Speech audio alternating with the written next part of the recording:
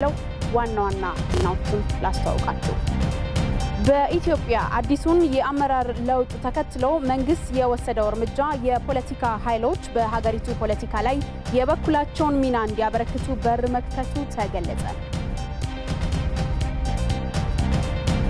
በኦሮሚያ ክልል በግብርና ዘርፍ ላይ የተሰማሩ የግል ባለሀብቶችን ለመደገፍ እየተሰራ መሆኑን የክልሉ ግብርና ቢሮ አስታወቀ።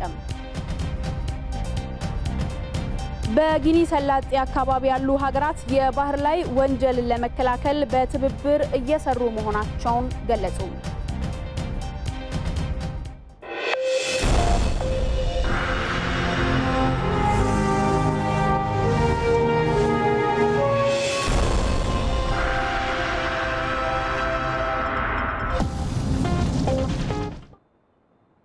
የአራት ማዕዘን ዜናዎችን እየመራው መቅደስ ጥላሁን አብሬያችሁ ቆያለሁ። በቀዳሚነት ወደ ያዝነው ዜና አሻገራለሁ። በኢትዮጵያ በተለያዩ ዘርፎች ዜጎች ያነሷቸው ጥያቄዎች አዲስ የፖለቲካ አሰራር ለውጥ እንዲመጣ ምክንያት ሆኗል። ለውጡም የህዝቦች የትግል ውጤት ነው። በተለይም በዚህ ትግል ወጣቱ ብዙ ዋጋ እንደከፈለም ይነገራል። የለውጥ ሂደቱን በተመለከተ ባልደረባችን ቶማስ ኃይሉ ተከታዩን ዘገባ አዘጋጅቷል። ከዓመት በፊት የተከሰተው የፖለቲካ ቀውስ ኢትዮጵያ ውስጥ ከዳር እስከ ዳር ከፍተኛ ህዝባዊ ተቃውሞን አስከተለ። ይህን ተከትሎም የአስቸኳይ ጊዜ አዋጅ ከአንድም ሁለት ጊዜ በአገር አቀፍ ደረጃ ቢታወጅም ህዝባዊ እምቢተኝነቱ የሚከስም አልሆነም። ይልቁንም እየተባባሰና መልኩን እየቀየረ ወርሃ ታህሳስ 2010 ላይ ደረሰ። ታህሳስ 3 2010 ሀገሪቱ የገባችበትን ቀውስ ለመፍታት ኢህአዴግ ለ17 ቀናት በዝግ ግምገማ አካሄደ። በወቅቱ አልፎ አልፎ ይወጡ ከነበሩ መግለጫዎች በቀር ሌላ ምንም አልነበረም። ታህሳስ 3 የጀመረው የግንባሩ የ17 ቀናት ስብሰባ ታህሳስ 20 መጠናቀቁን ተከትሎ ውስጣዊና ውጫዊ የሀገሪቱን ችግሮች ለመፍታት ግንባሩ ውሳኔ እንዳስተላለፈ ተነገረ።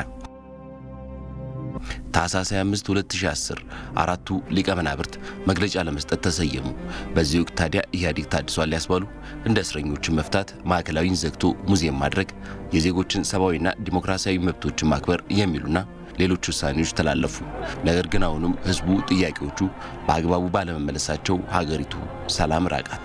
የካቲት 8 2010 ዓ.ም የለውጡ አካል ለመሆን በሚል የኢህአዴግ ሊቀመንበርና የቀድሞ የኢፌዴሪ ጠቅላይ ሚኒስትር አቶ ኃይለማርያም ደሳለኝ በፍቃዳቸው ስልጣናቸውን መልቀቃቸውን ይፋ አደረጉ። ግን ክስተቱ ብዙዎችን ያስደነገጠና ያነጋገረም ሆኖ አለፈ። ላስቀመጥናቸው የመፍትሄ አቅጣጫዎች የመፍትሄው አካል ለመሆን በማሰብ በገዛ ፍላጎቴና ፈቃዴ የኢህአዴግ ኃላፊነትንም ሆነ የመንግስት ኃላፊነትን ለመልቀቅ ጥያቄ አቅርቤያለሁ። መጋቢት 18 2010 ዓ.ም የግንባሩ ሊቀመንበርና የሀገሪቱ ጠቅላይ ሚኒስትር አቶ ኃይለማርያም ደሳለኝ ስልጣን መልቀቃቸውን ተከትሎ የኢህአዴግ ምክር ቤት ድጋሚ ስብሰባ ተቀመጠ። የወቅት አዲሱ የድርጅቱ ሊቀመንበርና የሀገሪቱ ጠቅላይ ሚኒስትር ማን ይሁን የሚለውን ትልቅ ውሳኔ የሚታወቅበት ነበር። የሆነ ሆኖ ግን ዶክተር አብይ አህመድ የግንባሩ ሊቀመንበር ሆነው መመረጣቸው ይፋ ሆነ። በዚህ ወቅት ታዲያ አዲስ ፊት በኢህአዴግ ቤት ታየ፣ አዲስ ተስፋም በሀገር ላይ ፈነጠቀ ተባለ። መጋቢት 24 2010 ዓ.ም አዲሱ የኢህአዴግ ሊቀመንበር ዶክተር አብይ አህመድ የኢፌዴሪ ጠቅላይ ሚኒስትር ተብለው እርካብ ሊጨብጡ በምክር ቤቱ ቃለ መሐላ ፈጽመው ታሪካዊውን ንግግር አደረጉ። ኢትዮጵያ የሁላችን ሀገር የሁላችን ቤት ናት። በአንድ ሀገር ውስጥ የሐሳብ ልዩነት ይኖራል። የሐሳብ ልዩነት እርግማን አይደለም። ልዩነት እንዳለ ሆኖ መደማመጥና በመርህ ላይ ተመስርተን መግባባት ስንችል የሐሳብ ልዩነት በረከት ይዞልን ይመጣል። አዲስ የለውጥ ፈንጣቂ መሪ ኢትዮጵያ ያገኘች ተባለ።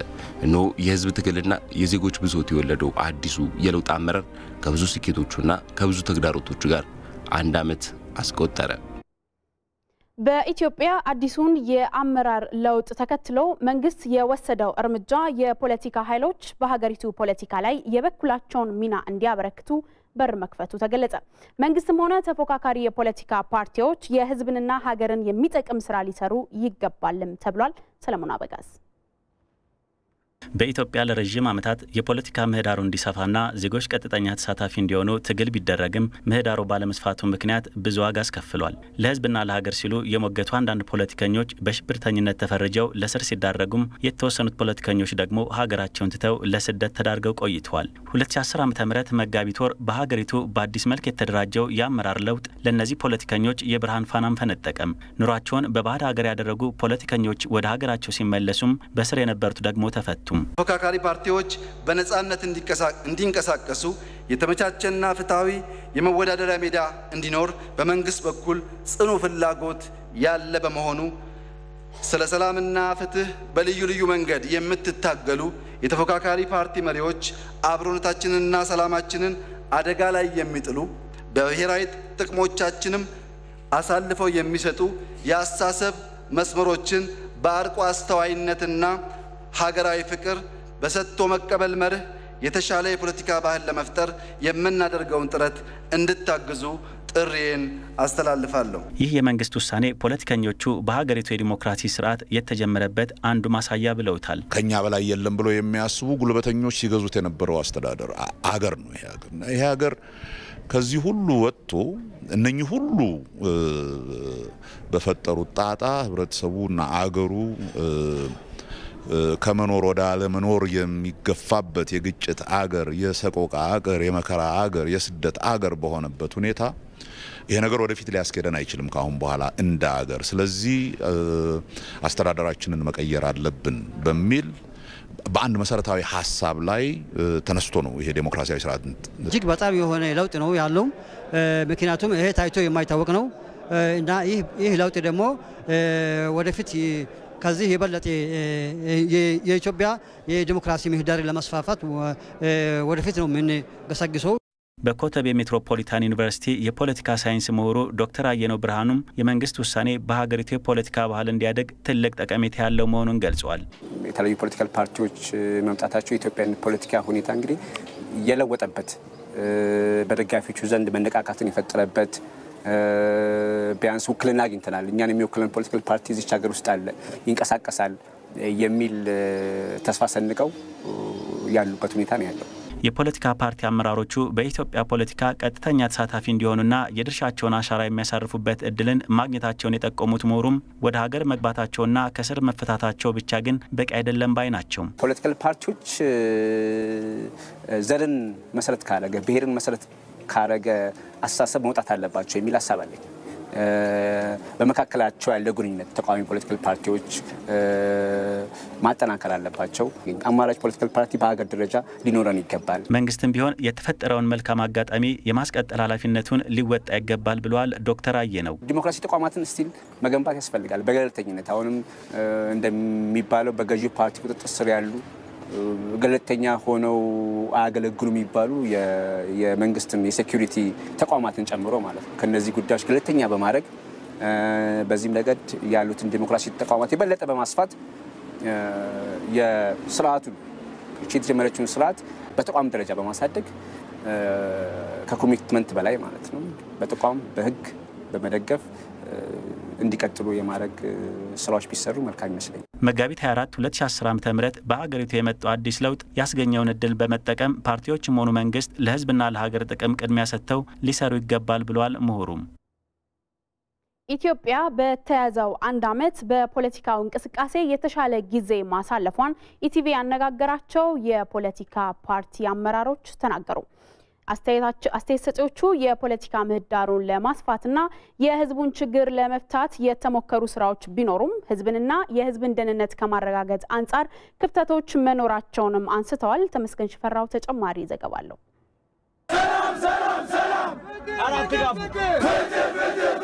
ያለፉት 2 እና 3 ዓመታት በኢትዮጵያ ህዝባዊ እምቢተኝነት አድማና አመጽ በተለያዩ የሀገሪቱ ክፍሎች የሚታይበት እንዲሁም ህዝቡ በይፋ መንግስትን መቃወሙን በየአደባባዩ የሚያስተጋባበት ወቅት ነበር። ገዢው ፓርቲ ኢህአዴግም የውጥረት አስገድዶትና ውስጡን ድርጅቱን ለመለወጥ የህዝቡን ችግር እንስማ በሚሉ የለውጥ ኃይሎች ገፋፊነት የፓርቲውን ሊቀመንበር ጨምሮ ከፍተኛ አመራሩን በድጋሚ ለማዋቀር ተገደደ። የለውጥ ኃይል ተብሎ ወደ ስልጣን የመጣው አዲሱ ኢህአዴግ አመራርም ተጨባጭ ሆኖ የፖለቲካ የኢኮኖሚና መሰል የማሻሻያ ተግባራትን ሲከውን 365 ቀናትን አስቆጥሯል። ይህ እንቅስቃሴም በተፎካካሪ ፖለቲካ ፓርቲዎችም ሳይቀር ይሁንታ የተቸረው ነው። ያነጋገርናቸው አስተያየት ሰጪዎች ከትናንት የተሻለ ዛሬ ላይ ነው ያለነው ይላሉ። ጠቅላይ ሚኒስትሩ ከፖለቲካ ፓርቲ መሪዎች ጋር መነጋገር መጀመር፣ ከመነጋገርም አልፎ ውይይት መጀመር፣ እነዚህም ተስፋ ሰጪ ነገሮች ናቸው።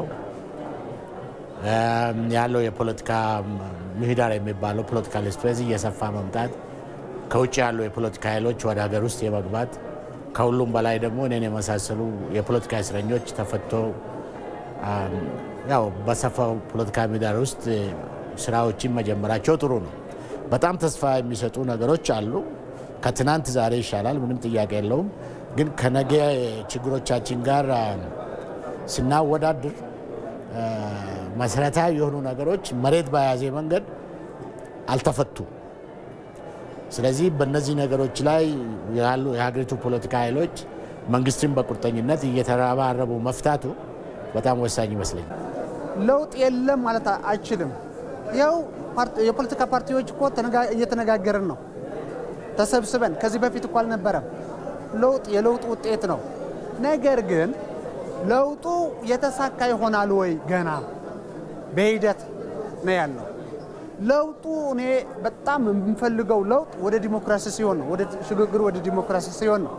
ስለዚህ ለውጥ መጣ ካልን የተሳካ ነው ወይ መጨረሻው ደርሷል ማለታችን ግን አይደለም። በሂደት ነው ያለው። ገዢው መንግስትና አመራሩ ሰርቷል ብለን የምናደንቅለት ነገሮች ቢኖሩም በእነዚህ ጊዜያት ግን አልሰራም ብለን ልንቆጥርበት የምንችላቸው ነጥቦችንም ጥሏል ይላሉ ፖለቲከኞቹ። በተለይም የዜጎችን ደህንነት ከማስጠበቅ አንጻር ነው። መሀል መንገድ ላይ ሊያስቀሩ የሚችሉ ለውጡም ማለት ነው ምናልባትም ሊያኮላሹም የሚችሉ መሰረታዊ የሆኑ ችግሮች አሉ። እንደ ኢህአዴግ በቁርጠኝነት ይሄንን ለውጥ ለመምራት በጥልቀትም ይሁን በስፋቱ ላይ ስምምነት አላቸው ወይ? ኢህአዴግ አባል ድርጅቶች እየተናበቡ በአንድ ዘሴም ፔጅ ላይ ናቸው ወይ? ነው ወይስ የገመድ ጉተታ ውስጥ ናቸው የሚለው ያጠያይቃል። በጣም መሰረታዊ ጉዳይ ነው። የህዝብ ነጻነት ወይም ደግሞ የህዝብ ደህንነት የሚጠበቅበት ተቋም ያስፈልጋል። እነዚህ ነገሮች ገና አልተሰሩም፣ በሂደት ነው ያለው። ሌላ የተቋም የሚዲያ ነጻነት ያስፈልጋል። ሚዲያዎች ነጻ ሆነው የህዝብና የመንግስት መሆን አለባቸው። ህዝብና ሀገር የሚያገለግሉ መሆን አለባቸው። ስለዚህ በዚህ ሂደት ብዙ ይቀረናል፣ ግን ጅምር ነው። በአንድ አመት ብዙ ነገር መስራት አይጠበቅበትም መንግስት። ነገር ግን አሁንም ቢሆን ትኩረት ማድረግ ያለበት የህዝብ ደህንነት ጉዳይ ነው። በዚህ መነሻነትም የለውጥ አስተዳደሩ የድርጅቱን ውስጥ ዲሞክራሲ በማድረጀት ወደፊት ሊሰራቸው የሚገቡ ቀጣይ የቤት ስራዎቹ ናቸው ያሏቸውንም አስተያየት ሰጪዎቹ ያነሳሉ። ለውጡ በተቻለ መጠን ሰላማዊ እንዲሆን ያድርግ። ህዝብ ሳይጎዳ ነው ለውጥ መምጣት ያለበት፣ ወደ ዲሞክራሲ የሚደረግ እንትን መሆን ያለበት። የተለያዩ ኮንትራዲክቲንግ ኢንተረስቶች አሉ። እነሱ ኢንተረስቶች አርቲኩሌት አድርጎ ወደ አንድ አምጥቶ መፍትሄ ማምጣት አለበት። የሁላችንም ዋስትና ዲሞክራሲ ነው ብሎ ካልገፉበት የገመድ ጉተታ ውስጥ በተለይ ከገቡ ለውጡ መሀል መንገድ ላይ የመቅረት ምናልባት የመኮላሸት ከዛም አልፎ ደግሞ ውድ ዋጋ ሊያስከፍለን በሚችልበት ደረጃ ለሄድ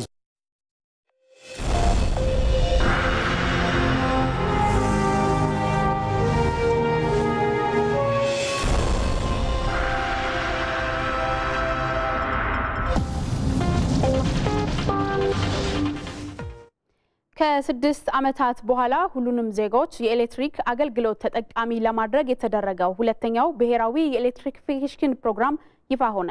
መርሃ ግብሩ 68 በመቶ የሀገሪቱን የኃይል ተጠቃሚዎች ከዋናው የኃይል ቋት ኃይል እንዲያገኙ የሚያስችል ነው ተብሏል። 35 በመቶ የሚሆኑት ደግሞ በአካባቢው የሚሰሩ ትንንሽ የኃይል ማመንጫዎች የኃይል አቅርቦቱን ለመሸፈን ያለመ ነው ተብሏል። በዚህ ጉዳይ ላይ ተጨማሪ መረጃ ሊሰጠን ባልደረባችን አዝመራው ሞሴ በቀጥታ መስመራችን ላይ ይገኛል። ጤና ይስጥልኝ አዝመራው፣ መርሃ ግብሩ ምን ጉዳዮች ላይ ያተኮረ ነው? አመሰግናለሁ። እንደምንላችኋል ተመልካቾቻችን። እንግዲህ ዛሬ ይፋ የተደረገው መርሃ ግብር ብሔራዊ ኤሌክትሪፊኬሽን ፕሮግራም ይሰኛል። ይሄ ፕሮግራም ባለፈው ህዳር 2010 ዓ.ም ይፋ መደረጉ ይታወሳል። ይሁን እንጂ በተለያዩ ጥናቶች ታግዞ ዛሬ እንደገና ማሻሻያዎች ተደርገውበት ለሁለተኛ ጊዜ ነው ይፋ የተደረገውና ይሄ ፕሮግራም እንግዲህ በዋናነት በኢትዮጵያ ሁሉም አካባቢዎች የኤሌክትሪክን ተደራሽነት በማስፋት መቶ በመቶ ሊባል በሚችል መልኩ የዜጎችን የኤሌክትሪክ ተጠቃሚ የሚያደርግ ነው ተብሏል። እንግዲህ እንደሚታወቀው እስካሁን 44 በመቶ የሚሆነው የኢትዮጵያ ህዝብ የኤሌክትሪክ አገልግሎት ተጠቃሚ ነው። ይሁን እንጂ 56 በመቶ የሚሆነው ግን ኤሌክትሪክ ተጠቃሚ አይደለም። በመሆኑም በባህላዊ መንገድ ኃይል እያመነጨ የሚጠቀምና ለጤና ችግር ሲጋለጥ የነበረ ነውና በቀጣዮቹ 6 ዓመታት ይህን ችግር የሚፈታ መርሃ ግብር ነው። ይሄ ብርሃን ለሁሉም የተሰኘው ፕሮግራም ዛሬ ይፋ የተደረገው ማለት ነው። በመሆኑም በቀጣይ 6 ዓመታት ውስጥ ምን ሊሰሩ ታቅዷል ለተባለው ነገር የኢትዮጵያ ኤሌክትሪክ ኃይል ኮርፖሬሽን፣ የኢትዮጵያ ኤሌክትሪክ አገልግሎት እንዲሁም የውሃ መስኖና ኢነርጂ ሚኒስቴር በጋራ ሆነው ይፋ ያደረጉት መርሃ ግብር በዓለም ባንክና በተለያዩ የግል ዘርፍ እንዲሁም የመንግስት አካላት የተደገፈ ነው። ይሄ ፕሮግራም እንግዲህ 65 በመቶ የሚሆነው የኢትዮጵያ ህዝብ ከዋናው የኤሌክትሪክ ቋት ኤሌክትሪክ እንዲያገኝ የሚያደርግ ሲሆን 35 በመቶ የሚሆነው ደግሞ በየአካባቢያቸው በንፋስ በጅረቶችና በፀሐይ ኃይል ኤሌክትሪክን በማመንጨት ተጠቃሚ ሊያደርግ የሚችል መርሃ ግብር ነው። ይሄ መርሃ ግብር እንግዲህ እንደ ሀገር የነበረበትን የኤሌክትሪክ ተደራሽነት ችግር የሚቀርፍ ነው ተብሎ ተገልጿል። በመሆኑም ይሄ መርሃ ግብር በቀጣይ 6 ዓመታት እንዲተገበር የግሉ ዘርፍ ትልቁ ሚና ይጫወታል የተባለው የውጭም የሀገር ውስጥም የሚገኙ የግሉ ዘርፍ ማለት ነው። በዚህም የዓለም ባንክም ሆነ የተለያዩ አካላት ብድርም እንደሚያቀርቡ ተገልጿል። በመሆኑ በቀጣይ 6 ዓመታት ይህን ተግባራዊ በማድረግ ሁሉንም የሀገሪቱ አካባቢዎች 100% ሊባል በሚችል የኤሌክትሪክ ተጠቃሚ ሊያደርግ የሚችል መርሃ ግብር ነው ተብሏል። ይሄ መርሃ ግብር እንግዲህ $6 ቢሊዮን ወጪ ይጠይቃል ነው የተባለው። ይህንን ወጪ የዓለም ባንክን ጨምሮ የተለያዩ የውጭ አበዳሪ ተቋማት እንዲሁም በመንግስትና በግል አጋርነት የሚሸፈን እንደሆነ ነው የተገለጸውና ይሄ መርሃ ግብር በቀጣዮቹ 6 ዓመታት እንዲተገበሩም የመንግስት አካላትም ሆነ የግል አካላት ከወዲሁ በጋራ እንደሚሰሩ ነው የተገለጸው። እንግዲህ እንደሚታወቀው በኢትዮጵያ ያለው የመብራት ኃይል ስርጭት የፍትሃዊነት ችግር እንዳለበት ነው የተገለጸ። በመድረኩ የኢትዮጵያ ኤሌክትሪክ ኃይል አገልግሎት ኃላፊ ወይም ዋና ስራ አስፈጻሚ አቶ ሽፈራው ጥላውን እንደገለጹት የፍትሃዊነት ችግር ነበር። ይህን ፍትሃዊነትም ሊያስተካክል በሚችል መልኩ ይሄ መርሃ ግብር ይፈታል ነው የተባለውና በቀጣይ እንግዲህ የመርሃ ግብር ዛሬና ነገን ጨምሮ ውይይት ይደረግበታል። እኛም በማታው የዜና ወጃዎቻችን ሰፋ ያለ ዘገባ በዚህ ጉዳይ ይዘን የምንቀርብ ይሆናል። አዝመራው ሞሴ ከአዲስ አበባ ላደረስከን መረጃ እናመሰግናለን። በኢትዮጵያ አምራቾችና በውጭ ንግድ ላይ የተሰማሩ ባለሀብቶች በኳታር ያለውን የገበያ እድል እንዲጠቀሙ በኳታር የኢትዮጵያ ኤምባሲ ጥሪ ያቀረበ። ኢትዮጵያ የግብርና ምርቶችና ቴክኖሎጂዎች እንዲሁም የአካባቢ ስራዎችና የተፈጥሮ መስህቦችን በሚያስተዋውቀው የኳታር ዓለም አቀፍ የግብርና ኤግዚቢሽን ላይ ተሳትፋለች። ሰናይት ንጉሴ የኳታር የከተሞችና የአካባቢ ጥበቃ ሚኒስቴር ያዘጋጀው 7ኛው ዓለም አቀፍ የኳታር አውደ ርዕይ በዶሃ ኤግዚቢሽንና ስብሰባ ማዕከል ለ4 ቀናት ተካሂዷል። ኢትዮጵያ ለሁለተኛ ጊዜ በተሳተፈችበት አውደ ርዕይ ዋና የግብርና ምርቶችና የተፈጥሮ መስህብ ሀብቶች ተጎብኝተዋል።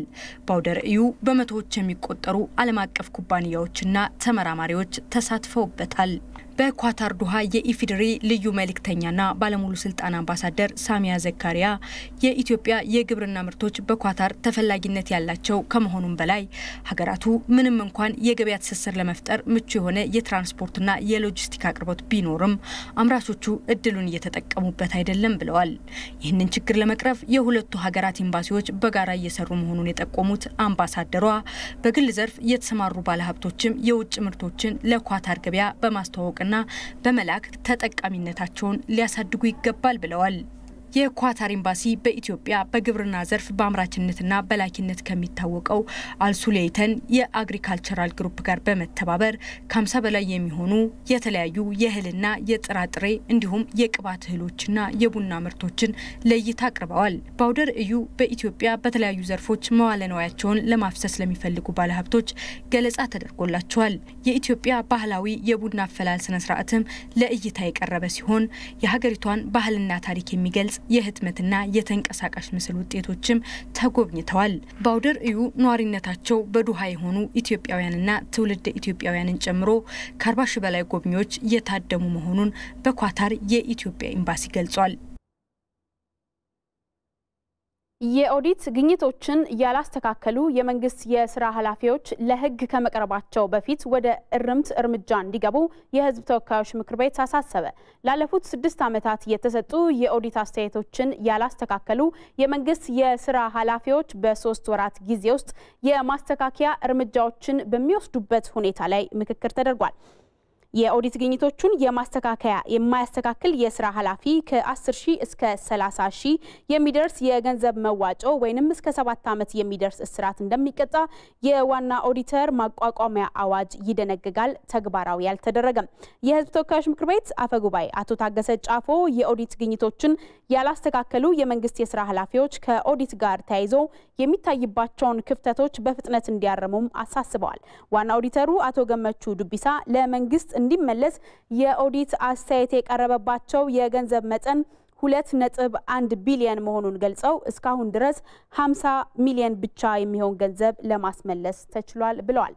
ባለበጀት መስሪያ ቤት ኃላፊዎች በበኩላቸው የተሰጠው ጊዜ በቂ ያለመሆኑና በተለይም ከፍተኛ የመንግስት የትምህርት ተቋማት ያሉባቸውን ተጨባጭ ችግሮች እንዲታይላቸውም ጠይቀዋል።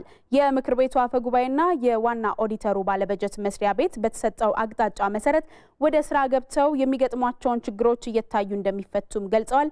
ዘገባው የህዝብ ተወካዮች ምክር ቤት የኮሙኒኬሽን ዳይሬክቶሬት ነው። በኦሮሚያ ክልል በግብርና ዘርፍ ላይ የተሰማሩ የግል ባለሀብቶችን ለመደገፍ እየተሰራ መሆኑን የክልሉ ግብርና ቢሮ አስታወቀ። በዘርፉ ከብድርና መሬት ጋር ተያይዘው የሚነሱ ችግሮችን ለመቅረፍ በትኩረት እንደሚሰራም ተገልጿል። ሩት ወርቁ የግሉ ባለሀብት በግብርናው ዘርፍ ለሚያደርገው ተሳትፎ ምቹ ሁኔታ ለመፍጠርና አዳዲስ ወደ ግብርናው ዘርፍ የሚሰማሩ ባለሀብቶችን ለማበረታታት ታስቦ የተዘጋጀ የምክክር መድረክ ላይ የግብርናውን ዘርፍ ለማሳደግ የግሉን ባለሀብት ማበረታታት አስፈላጊ መሆኑን የኦሮሚያ ክልል ግብርና ቢሮ ኃላፊ አቶ ዳባ ደበሌ ተናግረዋል። ግብርና ለማሳካት ከተፈለገ የግብርና ላይ የተሰማራችሁት ባለሀብቶችን ማጠናከር ማበረታታት አስፈላጊ ነው። ሁለተኛ ደግሞ አርሶ አደሮችን በየቦታው አንቀሳቅሰን አርሶ አደሮቹን በዚህ ላይ ዘመናዊ በሆነ የአሰራር ዘዴ ተጠቅሞ አካባቢውን እንዲቀይር ራሱን እንዲቀይር ሀገሩን እንዲቀይር ማነሳሳትና ማጠናከር መደገፍ አስፈላጊ ስለሆነ በእርሻው ዘርፍ በግብርናው ዘርፍ በአጠቃላይ እናንተ የምትሰሩት ለአርሶ አደሩ ሞዴል ሆኖ አርሶ አደሮቹ ከናንተ ተምሮ ከናንተ ሞዴል ወስዶ ያንን በማሳው ላይ እንዲሰራም ጭምር ትልቅ አስተዋጽኦ ስላላችሁ በግብርናው ዘርፍ ተሰማርተው የሚገኙ ባለሀብቶችም በመንግስት በኩል በብድር ረገድና ከመሬት ጋር ተያይዞ ችግሮች መኖራቸውን አንስተዋል። ለማካሄድ ያው የገንዘብ አቅርቦት ችግር አለ። በተለይ በዘር ስራ ላይ ነው ያለን እኛ ዘር ለመስራት ካፒታል ያስፈልጋል፣ ማሽነሪ ያስፈልጋል። እነዛን ዘር ላይ ትኩረት አድርጎ ብድር የሚሰጥ ገንዘብ የሚያቀርብ ባንክ ብዙ ዝግጁ አይደለም። በመሬት አሰጣጥ በኩል ምንም ችግር የለም፣ ግን መሬቱን ሴኩርድ በማድረግ በኩል አርሶ አደሩ ያን ማግኘት የሚገባውን ነገር አግኝቶ መውጣት ነበረበት። ሴኩርድ ያለ መሆኑ ሁኔታ አለ። ስራውን በተገቢ መንገድና በሙሉ ሁኔታ ለማከናወን መንግስት ለግሉ ባለሀብት ምቹ ሁኔታን በመፍጠር የግብርናውን ዘርፍ እንዲደግፉ ከማድረግ አንጻር ችግሮች መኖራቸውንና ባለሀብቱም ፈጥኖ ወደ ስራ አለመግባትና መሬት ወስዶ ማስቀመጥ የሚስተዋሉ ችግሮች መሆናቸውን በኦሮሚያ የግብርና ትራንስፎርሜሽን ኤጀንሲ ጽህፈት ቤት ኃላፊ አቶ አበበ ድሪባ ገልጸዋል። የግል ባለሀብቱ የቦታ ከማግኘት ጀምሮ በስራ ውስጥ ሲገባ በስራ ላይ መደገፍ ሌሎች ተጨማሪ ክትትልና ድጋፍ ስራዎችን አለማድረግ አለ። በግል ባለሀብቱም በአጠቃላይ እንደ ባለሀብት የተሰጠውን ኢንቨስትመንት ወስዶ ማስቀመጥ እንጂ መቀመጥ እንጂ ብዙ ተሳትፎ በሰርቶ የሚፈልግበትን ኃላፊነት እየተወጣ አይደለም።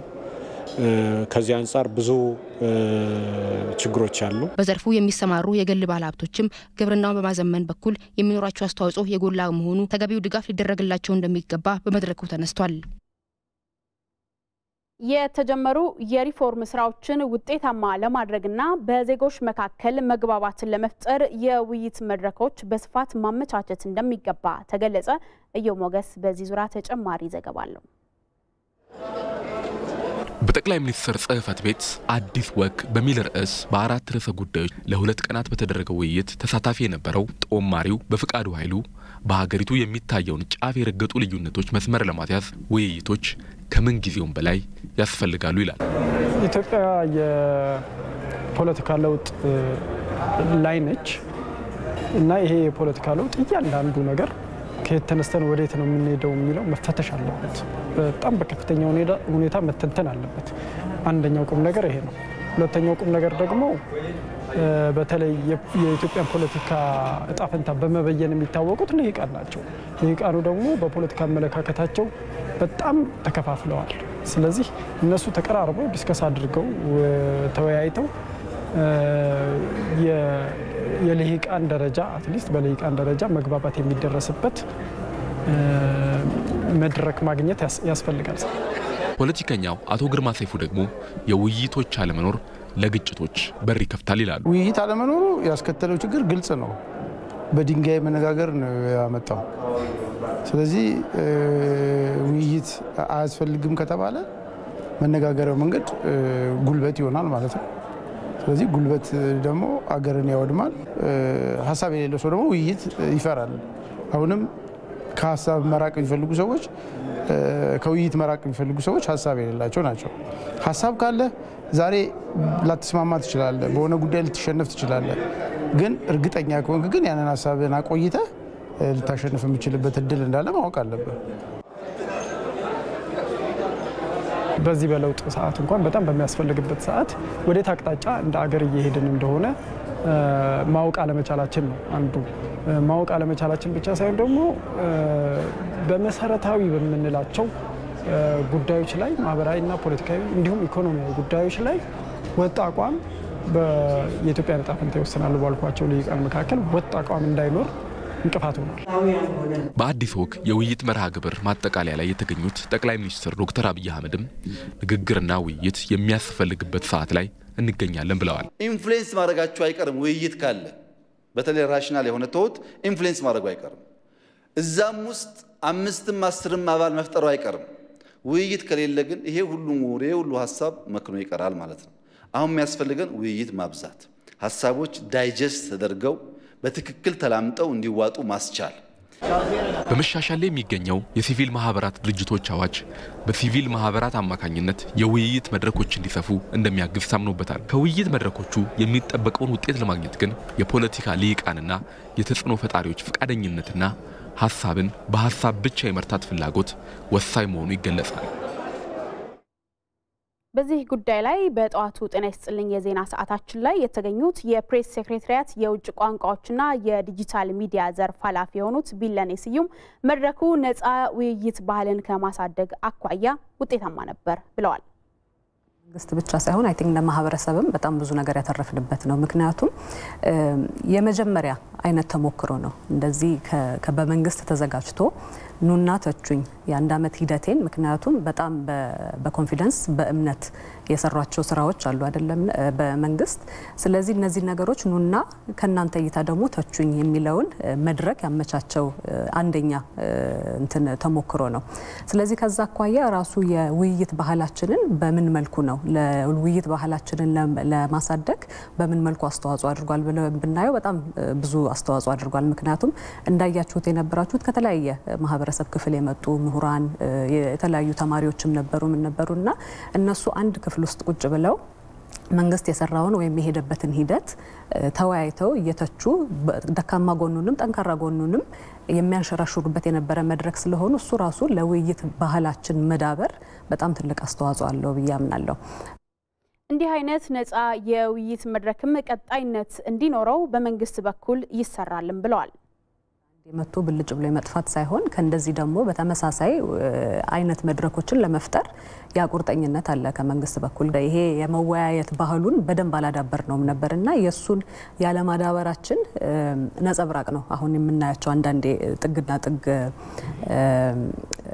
ላይ ሆነን የምንነጋገረውና እንትን የምንለው ስለዚህ ያ ቁርጠኝነት አለና ያ ቁርጠኝነት የሚጀምረው ከህግ ማሻሻያዎቹ ነው እነዛ ህግ ደግሞ በሚሻሻሉበት ሰዓት የሲቪል ማህበረሰቡ በደንብ አክቲቭ እየሆነ እነዚህ አይነት ነገሮችን በተለያዩ ደረጃዎች እያዘጋጀ የተለያዩ እሳቤዎችንና የተለያዩ እንትኖችን የማንሸራሸር መንፈሱን እያዳበሩ ይመጣሉ በገምታለውና የመንግስት ቁርጠኝነት እዚህ ላይ ቀጣይም ራሱን በመንግስት በኩል የሚዘጋጁም ዝግጅቶች ይኖራሉ ግን ሌሎችም ደግሞ በተለያዩ ማህበረሰብ ክፍል እንዲዘጋጁ እኛም ጥሪ እናቀርባለን የስነ ንጽህና መገልገያ ግብአቶች በቂ ካለመሆናቸው ጋር ተያይዘው ለተደራሽነታቸው መስራት እንደሚገባ ተገለጸ ይህንን ዘርፍ ማጎልበት ለበርካቶች የስራ ዕድልን ከመፍጠር ባለፈም በንጽህና ጉድለት ምክንያት ለበሽታ የሚጋለጡ ዜጎችን ቁጥርም እንደሚቀንስ ተገልጿል አዲስ ዓለም ተሾመ ተጨማሪ ዘገባ አላት ለስነ ንጽህና መገልገያ የሚሆኑ ግብአቶችን ለብረተሰቡ ተመጣጣኝ በሆነ ዋጋ ተደራሽ በማድረግ ሂደት በንጽህና ጉድለት የሚከሰቱ የበሽታ መተላለፊያ ሰንሰለቱን በመቁረጥ የራሱን አስተዋጽኦ እያበረከተ ይገኛል የስነ ንጽህና ግብይት በተለይ በሀገሪቱ በገጠራማ አካባቢዎች የስነ ንጽህና ምርቶችን ነዋሪው በቀላሉ እንዲያገኝ ለማስቻል ዜጎችን በማደራጀት እየተሰራ ይገኛል 4 ሴክተሮች ይህንን ስራ በጋራ እንሰራዋለን በማለት የስምምነት ሰነድ ተፈራርመው እየሰሩበት ይገኛሉ ጤና ጥበቃ ሚኒስቴር የቴክኒክና ሙያ የስራ ዕድል ፈጠራ እና ማይክሮ ፋይናንስ ተቋማቶች የፋይናንስ ተደራሽነቱን ለተደራጁ ልጆች ከማቅረብ አኳያ እነኛ 4 ድርጅቶች ከፌደራል ጀምሮ እስከ ክልል ደረጃ ድረስ ተደራጅተው ይህንን ስራ ይሰራሉ በዚህ ውስጥ የባለሙያው ድርሻ አንደኛ እነኚህ ምርቶች ከማስተዋወቅ አኳያ ሁለተኛ የምርቶቹን ኳሊቲ አሹር ከማድረግ አኳያ ምርቱና አገልግሎቱ እንዴት ህብረተሰቡ ጋር መድረስ አለበት የሚለው ላይ ፍላጎት መፍጠር ላይ የሚሰሩ ስራ በጣም ሰፊ ነገር አለ የስነ ንጽህና መሰረታዊ እቃዎች በአብዛኛው ከውጭ የሚገቡ ቢሆንም በሀገር ውስጥም የሚመረቱ አሉ አንዳንዶቹ የስነ ንጽህና መሰረታዊ ነገሮች ኢምፖርትድ የሚሆኑ ከውጭ የሚገቡ ናቸው ወይም ደግሞ ሴንትራሊ በአገር አቀፍ ደረጃ የሚመረቱ አሉ እነዛ አፎርደብል በመሆነ መልኩ እታች ለማህበረሰብ ክፍል በተለይ ለገጠሩም እንደገና በከተማም አካባቢ ለሚኖረው ማህበረሰብ ክፍል በተመጣጣኝ ዋጋ እንዲደርሱ ማስቻል ነው ሌላው ደግሞ በአካባቢያችን ባሉ ማቴሪያሎች ወይ አቬሌብል በሆኑ በሚገኙ የግንባታ እቃዎች የምንሰራቸው የስነ ንጽህና የተለያዩ አይነት ምርቶች አሉ በሀገሪቱ የስነ ንጽህና ግብይት ተደራሽነት አነስተኛ ከመሆኑ በተጨማሪ ከውጭ የሚገቡ የስነ ንጽህና እቃዎች ላይ የሚጣለው ቀረጥና ሌሎች ምክንያቶች ተደማምረው አገልግሎቱን ለሁሉም ተደራሽ ለማድረግ እንቅፋት መሆናቸውም አልቀረም እነዚህ እቃዎች ከውጭ ሀገር በሚመጡበት ሰዓት ከፍተኛ የሆነ ታክሴሽን አለ ወይም ታሪፍ አለ ያም የስነ ንጽህና እቃዎቹ ተደራሽነታቸውን ያሳንሰዋል ማለት ነው ዋጋቸውን ከፍ ያደርገዋል ማለት ነው አንደኛው ነው ሌላው ደግሞ የስነ ንጽህና ስራዎችን የሚሰሩ የተለያዩ ፕራይቬት ሴክተሩ ጠንካራ ያለ መሆን ከመንግስትም ሆነ ካለው የፖሊሲ ማዕቀፉም ስነ ንጽህናን በተመለከተ የተመለከቱ ስራዎች ወይም ፕራዮሪታይዝ ተደርጎ ቅድሚያ ተሰጥቶት የሚሰራ ስራ አለመሆኑ በአጠቃላይ በአገር አቀፍ ደረጃ ልናነሳቸው ምንችላቸው ችግሮች ናቸው መረጃዎች እንደሚያመለክቱት በአገሪቱ የተሻሻለ የስነ ንጽህና መገልገያ የሚጠቀሙ ዜጎች ከ7 በመቶ አይበልጡም መሰል እንቅስቃሴዎች ታዲያ ለበርካቶች የስራ ዕድል ከመፍጠር ባለፈም በንጽህና ጉድለት ምክንያት ለበሽታ የሚዳረጉ ዜጎችን በመጠኑም ቢሆን መታደግ ይችላል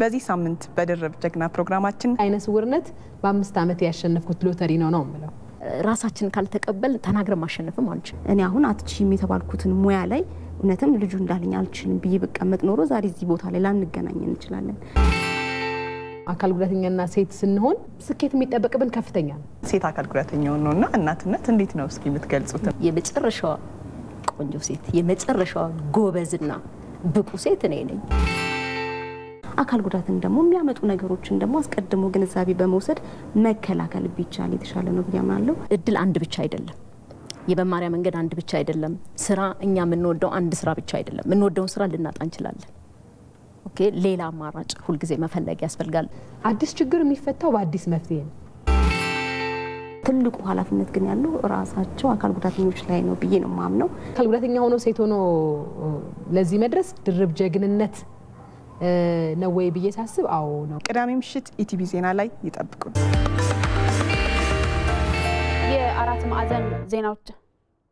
የአራት ማዕዘን ዜናዎቻችን እንደቀጠሉ ናቸው ተመልካቾቻችን። አሁን ደግሞ ከውጭ ምንጭ ወዳገኘናቸው ዘገባዎች እንሻገራለን። በደቡባዊ የአፍሪካ ክፍል ዝናብ በቀላቀለበት አውሎ ንፋስ ተጎጂ ለሆኑ ሰዎች ዓለም አቀፉ ማህበረሰብ ድጋፍ እንዲያደርግ የተባበሩት መንግስታት ድርጅት ዋና ጸሐፊ ጥሪ ያቀረቡ። በተፈጥሮ አደጋው ማዘናቸውን የገለጹት ዋና ጸሐፊው አንቶኒዮ ጉተሬዝ ከተጎጂው ህዝብ ጎን እንደሚቆሙም አረጋግጠዋል። Permitam-me que reitere a minha solidariedade com os governos e os povos de Moçambique, do Zimbábue e do Malawi. ከሞዛምቢክ ዚምባብዌና ማላዊ መንግስትና ህዝብ ጎን መቆሜን አረጋግጣለሁ። አሁን የደረሰው ችግር በአፍሪካ በአየር ጸባይ ለውጥ ሳቢያ የተከሰተ አስከፊ አደጋ ነው። ሁኔታው በጣም ያማል።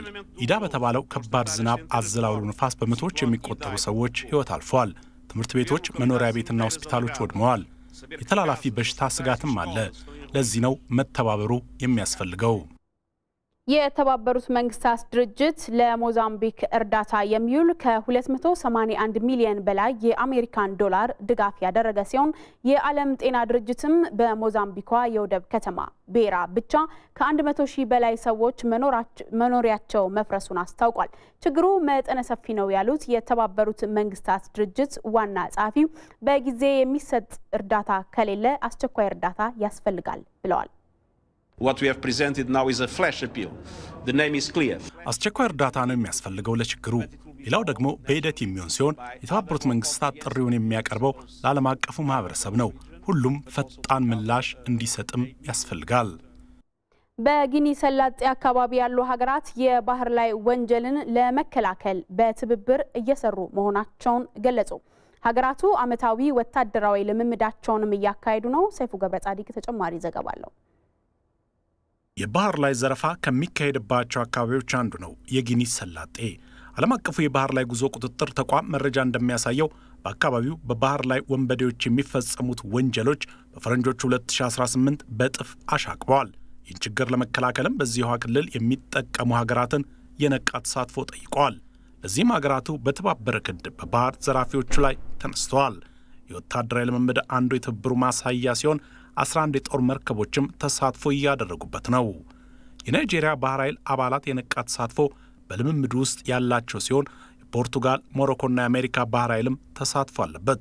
በጊኒ ሰላጤ የባህር ላይ ወንበዴዎችን ለመከላከል ሀገራት የጋራ ልምምድ ማድረግ የጀመሩትም ከፈረንጆቹ 2010 አንስቶ ሲሆን ለዚህም በአፍሪካ የአሜሪካ ጦር ማዘዣ የአስተባባሪነት ድርሻ አለው። ከ31 ሀገራት የተውጣጡት የባህር ኃይል አባላት እያደረጉ ያለው ልምምድን ከፍተኛ ጠቀሜታ እንዳለው ነው ካፒቴን አዴዱቱን ኦዮ ቫጓይ የገለጹት። ወታደራዊ ልምምዱ በጣም ደስ የሚል ነው። የፖርቹጋል ባህር ኃይል እያደረገ ያለው ድጋፍም ከፍተኛ ሲሆን ልምምዱም የሚቃጣን የትኛውንም አይነት ጥቃት መመከት ያስችላል። በዚሁ ክልል የሚንቀሳቀሱት የባህር ላይ ወንበዴዎች የተደራጁ ሲሆን በዘረፋው በሚያገኙት ከፍተኛ ሀብትም አቅማቸው በየጊዜው ሲያድግ ይታያል። አሁን ግን ሀገራቱ ከሌላው ጊዜ በላቀ በተባበረ ክንድ ሊዘምቱባቸው ነው ይህንን ልምምድ እያደረጉ ያሉት።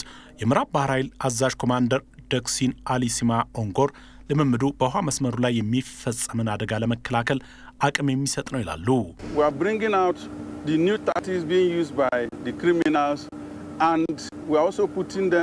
እነዚህ የባህር ኃይል ወንበዴዎች በእገታና በዘረፋ ላይ ነው ህይወታቸውን የሚመሩት። ይህ ልምምድ ግን እንዲህ አይነቱን ችግር በብቃት መመከት ያስችላል። በአውሮፕላንም ስለሚታገዝ ውጤታማነቱ ከፍተኛ ይሆናል። የጊኒ ሰላጤ ከፍተኛ የውሃ እገታ የሚፈጸምበት አካባቢ ሲሆን ከ141 ዓለም አቀፋዊ እገታዎች 130 የተካሄዱትም በዚሁ አካባቢ ነው። ኮማንደር ዲክሰን አሊስ ሞንገር አካባቢው አሁን ከስጋት ቀጠናነት ነፃ እንደሆነ ነው የገለጹት። ይህ ልምምድ ወንጀለኞችን አቅም የሚያከሽፍ ነው። የእኛንም ግንኙነት በይበልጥ ያሳድገዋል። ይህ የውሃ መተላለፊያ መስመር ከበፊቱ በላቀ ደህንነቱ አስተማማኝ ይሆናል። ለአካባቢው ሰላምና ጸጥታ በጋራ የሚደረገው ልምምድ ለሌሎችም ባሪያነት የሚጠቀስ መሆኑን ሲጂቲኤን ዘግቧል። የአውሮፓ ህብረት አባላት ለአፍጋኒስታናውያን ያልተቆጠበ ድጋፍ እንዲያደርጉ የተባበሩት የህብረቱ ፓርላማ አባላት አሳሰቡ። የሀገሪቱን ችግር በዲፕሎማሲያዊ መንገድ ለመፍታት አሁን ላይ ምቹ ሁኔታዎች አሉ ያሉት የፓርላማው አባላት ቃልን ወደ ተግባር መለወጥም የግድ መሆኑን ገልጸዋል። ሰለሞን ገዳ የአውሮፓ ፓርላማ ወቅታዊውን የአፍጋኒስታናውያንን ሁኔታ በተመለከተ ውይይት አካሂዷል። ለዓመታት የዘለቀው ጦርነት ደግሞ ሀገሪቱን አድቅቋታልም ነው ያሉት የምክር ቤቱ አባላት። በተለይም አሜሪካ መራሹ ኃይል በሀገሪቱ ላይ ወረራ ከፈጸመበት የፈረንጅ አቆጣጠር 2001 ወዲህ ነገሮች ለሀገሪቱ ዜጎች ቀላል አልሆኑላቸውም ነው የሚሉት በምክር ቤቱ የብሪታንያ ወኪል ኒና ጊል። ዋሽንግተን አሁን ላይ በወታደራዊ መስክ ለመቀጠል ፍላጎት እያሳየች አይደለም። አሁን ላይ ይህ ለዲፕሎማሲ በር የሚከፍት ነው። የአውሮፓ ህብረት መደገፍ ያለብን ፖለቲካዊ መፍትሄ እንዲመጣ ነው። አሜሪካ በአፍጋኒስታን የምትፈጽመው የአየር ጥቃት በታሊባን የሽብር ቡድን ላይ ያተኮረ እንደሆነ እየገለጸች ቢሆንም ጥቃቱ ከሽብር ቡድኑ ይልቅ ንጹሃንን ሰለባ ማድረጉን እንደቀጠለ ነው ይላሉ የህብረቱ የልማት ኮሚሽነር ኔቬ ሚሚክ።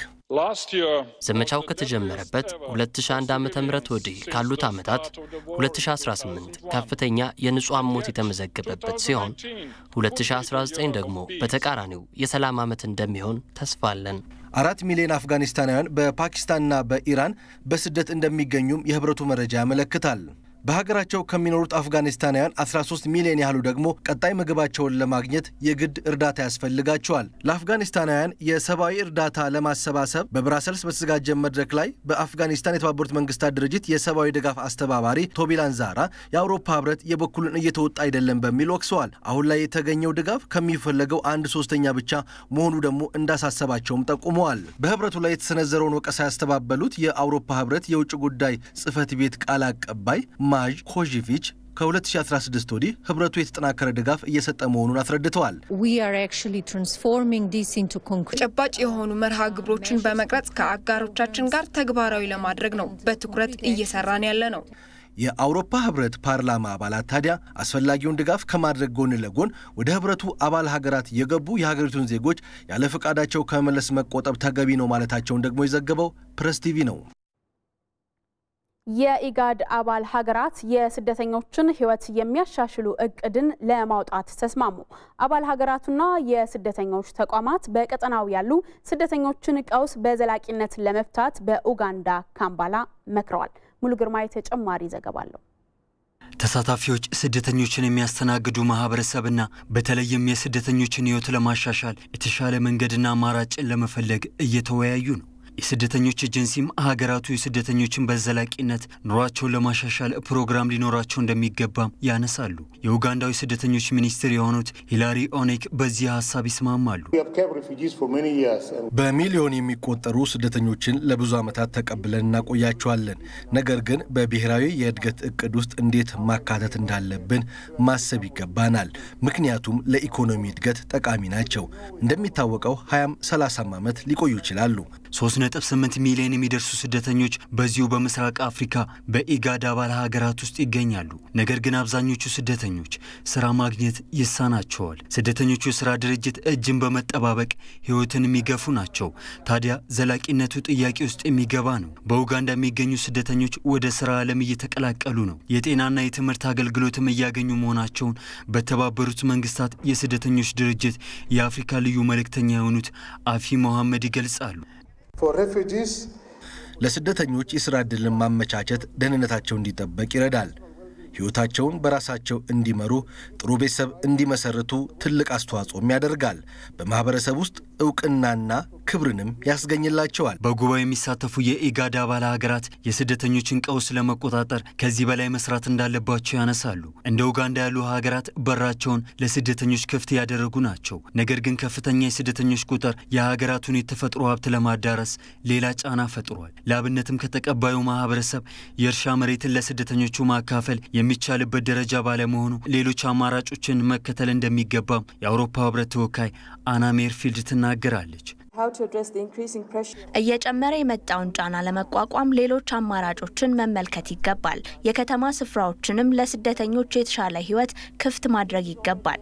ይህን ጉዳይ ፕሬዝዳንት ሙሴቬኒ በናይሮቢ የኢጋድ ጉባኤ ላይ አንስተውታል። ከአራት ቀኑ ጉባኤ መጨረሻ አባል ሀገራቱ የስደተኞች ህይወትን የሚያሻሽል ተግባራዊ እቅድ ለማውጣት ተስማምተዋል። ተሳታፊዎችን በቀጠናው ሰላም እንዲሰፍን የራሱን አስተዋጽኦ እንደሚያደርግ ማንሳታቸውን ሲጂቲኤን ዘግቧል። የአልጄሪያ ጦር አዛዥ ፕሬዝዳንት አብዱልአዚዝ ቡቶፍሊካ ሀገሪቱን ለመምራት የሚያስችል አካላዊ ብቃት ላይ አለመሆናቸውን እንዲደነገግ ጠየቁ። የጦር አዛዡ ፊልድ ማርሻል አህመድ ካይት ሳላህ የሀገሪቱ ህገ መንግስት አንቀጽ 102 ተግባራዊ እንዲሆን ጠይቀዋል። አንቀጹ ፕሬዝዳንቱ በጤና መታወቅ ምክንያት ሀገሪቱን ለመምራት አቅምና ብቃት ሲያጣ ከኃላፊነት እንዲነሳ የሚጠይቅ ነው። የጦር አዛዡ ጥያቄ ፕሬዝዳንቱ የጤና መታወክ ካጋጠማቸው 6 ዓመታት ወዲህ በስልጣን ላይ ባለ ኃላፊ ብቁ አይደሉም የሚል ሐሳብ ሲሰነዘር የአሁኑ የመጀመሪያው ነው። አንቀጹ ተግባራዊ የሚደረግ ከሆነም የአልጄሪያ ፓርላማ አፈጉባኤ ለ45 ቀናት ጊዜያዊ መሪ ይሆናሉ። በዚህ ጊዜ ህገ መንግስታዊ ጉባኤው የፕሬዝዳንትነት የጤና ሁኔታን በመመልከት ብቁ ናቸው አሊያም አይደሉም በሚል ውሳኔ ያሳያል። ውሳኔው በምክር ቤቱ 2/3 ድምጽ ሲደገፍ ፕሬዝዳንቱ ከኃላፊነታቸው እንዲነሱ ይደረጋል። ውሳኔው ከተላለፈ በኋላ ባሉት 90 ቀናት ፕሬዝዳንታዊ ምርጫ ይካሄዳል። በዚህ ምርጫ ግን አፈጉባኤው አይሳተፉም ሲል የዘገበው ሲጂቲኤን ነው። በቀጣዩ ዘመን የቻይናና አውሮፓን ጠንካራ ትብብር ወሳኝ መሆኑን የቻይናው ፕሬዝዳንት ሺ ጂንፒንግ ተናገሩ። የቻይናው መሪ በፈረንሳይ ጉብኝታቸውን ከፕሬዝዳንት ኢማኑኤል ማክሮን ከጀርመኗ መራሒተ መንግስት አንጌላ ሜርክል እንዲሁም ከአውሮፓ ኮሚሽን ጂኦን ክላውዴ ዩንከር ጋር ተወያይተዋል። ውይይታቸውም በዓለም አቀፍ አስተዳደርና ንግድ ላይ ያተኮረ ነበር። የቻይናው ፕሬዝዳንት ሀገራቸው አስፈላጊውን ማሻሻያ ለማድረግ መዘጋጀቷን ገልጸዋል። ቻይና እያደረገች ያለውን ማሻሻያ አጠናክራ ትቀጥላለች። ባለፉት 40 ዓመታት የተጓዝንበት የኢንዱስትሪ መስመር ላደጉት ሀገራት 300 ዓመታትን ፈጅቶባቸዋል። እኛ አዳዲስና ምቹ ሁኔታዎችን የመፍጠር ዝግጁነቱ አለን። ለዓለም አቀፉ ንግድም አስፈላጊውን ማሻሻያ እናደርጋለን። ኢኮኖሚያችንንም በይበልጥ ክፍት በማድረግም እንዲሁ። አራት ማዕዘን ዜናዎቻችን እንደቀጠሉ ናቸው። ተመልካቾቻችን የአየር ሁኔታ ተከታትለን እንመለስ።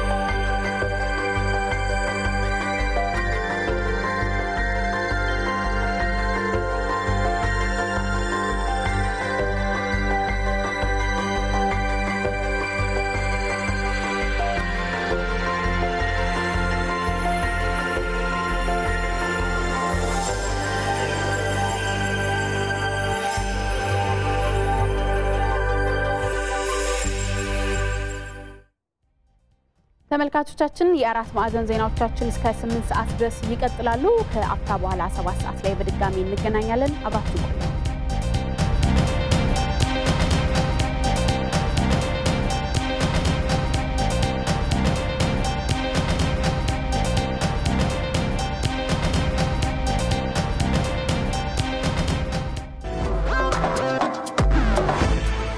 አያቶችንን አነስተኛ ክፍያ ከፍሎ በመመዝገብ የቤት ባለቤት እንዲሆኑ እድሉን አመቻችተንሎታል።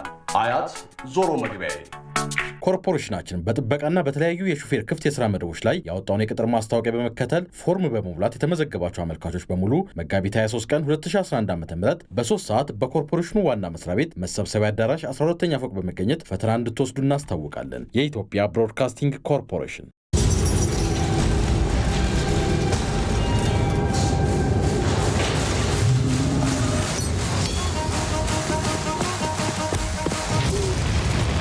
ተስፋ ለሚታየው ልባም ዓለም ያወቀው ቅርስ ድንቅ የተፈጥሮ ስጦታ ልምላሜን የተጎናጸፈ አረንጓዴ ገጽታ ሁሉን አብቃይ ለማፈር ያኩሪ ወግና ባህል የህብራዊነት ምድር የድገት የፍቅር የአንድነት መታያ ደቡብ ኢትዮጵያ እንኳን ለአዲሱ ዓመት በሰላም አደረሳችሁ ይላል የደቡብ ብሔር ብሔረሰቦች ህዝቦች ክልላዊ መንግስት። በአዲሱ ዓመት ህብራዊነታችንን አስጠብቀን ተደምረን በፍቅር በአንድነት እንሻገር።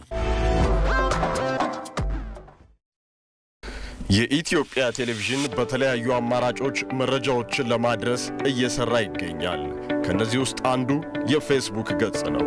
ትክክለኛውን ገጽ በመከተል ዘወትር ከሰኞ እስከ ዓርብ ከጧት 1 ሰዓት እስከ 3 ሰዓት የጤና ይስጥልኝ ኢትዮጵያን፣ ቀትር ከ6 እስከ 8 ሰዓት የአራት ማዕዘን ዜናዎችን፣ ምሽት ከ1 ሰዓት እስከ 3 ሰዓት የኢቲቪ 57 ዜናዎችን በቀጥታ ይከታተሉ። ሌሎችም የምናቀርብላችሁን መረጃዎችንም በዚሁ ገጻችን ይከታተሉ፣ ለሌሎችም ያጋሩ። የኢትዮጵያ ቴሌቪዥን የፌስቡክ ገጽንም ይወዳጁ።